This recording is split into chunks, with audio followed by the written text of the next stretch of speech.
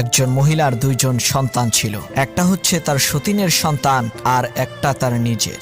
সেই মহিলা সব সময় তার সতীনের সন্তানকে কোলে করে রাখত, কখনোই কোল থেকে নামাতো না, এমনকি কোলে নিয়েই সংসারের সমস্ত কাজকর্ম করত।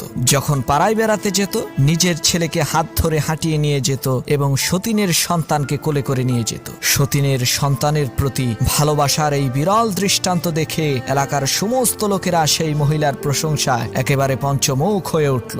সবার মুখে একই কথা, এই মহিলার মতো ভালো মহিলা আর নাই। একদিন পাড়ার এক মেয়ে লোক এসে বলল, বুবুজান, নিজের ছেলেকে এরকম অবহেলা করে সতীনের ছেলেকে এত আদর করা ঠিক হবে না, এতে আপনার নিজেরই ক্ষতি। তখন সেই মহিলাটি বলে উঠল, শোনেন বুবু, আমার ছেলেকে আমি অবহেলা করি না, এটা লোকদের বোঝার ভুল। তাকে আমি হাঁটিয়ে নিয়ে বেড়াই যাতে তার পা শক্ত হয়, আর সতীনের ছেলেকে সবসময় কোলে করে রাখি যাতে সে কোনোদিন হাঁটতে না শিখে। কোলে থাকতে থাকতে সে যাতে অচল আর পঙ্গু